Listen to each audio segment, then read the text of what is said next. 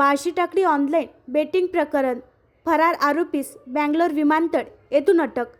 LOC look out circular द्वारे अटकेची अकोला जिल्ह्याची पहिली कारवाई. दिनांक 18 फेब्रुवारी 2025 रोजी माननीय पोलीस अधीक्षक साहेब अकोला यांच्या मार्गदर्शनाने शंकर शेळके, पोलीस निरीक्षक LCB यांना गोपनीय माहिती मिळाल्यावरून पोलीस स्टेशन बार्शी टाकळी हद्दीतील ग्राम येवता ते कातखेड रोडवर कातखेड शिवारात वैभव हॉटेलचे मालिक रवींद्र विष्णुपंत पांडे यांच्या शेतातील 3 मजली इमारतीमध्ये पहिल्या व दुसऱ्या मजल्यावर काही इसम मोबाईल लॅपटॉपद्वारे मोठ्या प्रमाणात अवैधरित्या विनापरवाना पैशाचे हार्जितचा ऑनलाईन खेळ खेळविताना मिळून आले होते.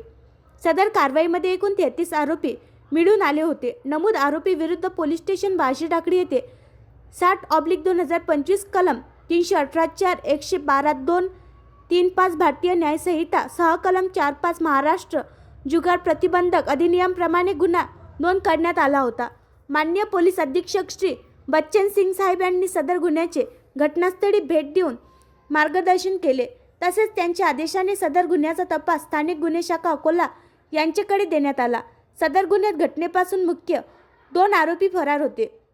सदर गुन्ह्याच्या तपासादरम्यान आरोपी महेश बाबाराव डिक्कर यांचे त्याच्या साथीदार आरोपी मोनिश गुप्ता राहणार पुणे याच्यासोबत ऑनलाईन बेटिंग संबंध असल्याचे निष्पन्न झाले आहे.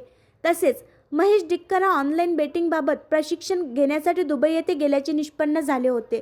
त्यावरून माननीय पोलीस अधीक्षक साहेब अकोला यांच्या आदेशाने दोन्ही फरार आरोपितांची तत्काळ पासपोर्ट माहिती करून लुक आउट सर्क्युलर उघडण्यात आली होती. तसेच आरोपी यांची तपासात माहिती घेतली असता आरोपी नामे महेश बाबाराव डिक्कर हा नागपूर, चेन्नई, हैदराबाद, बँगलोर येथून बऱ्याच वेळा श्रीलंका व दुबई येथे गेल्याचे निष्पन्न झाले होते.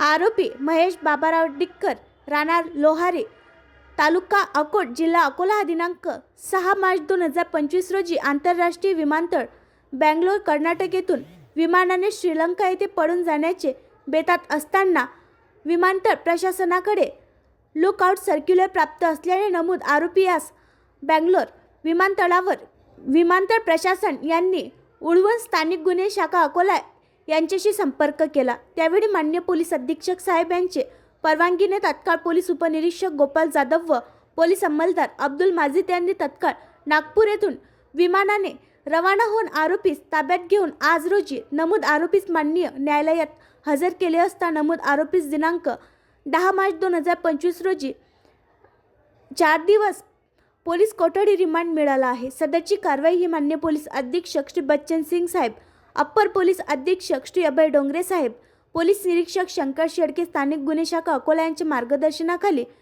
अकोला पोलीस यांनी केली आहे. आणखी नवीन व्हिडिओ पाहण्यासाठी आमच्या देशमुख एक्सप्रेस न्यूज चॅनलला सबस्क्राईब करा, लाईक करा आणि शेअर करा.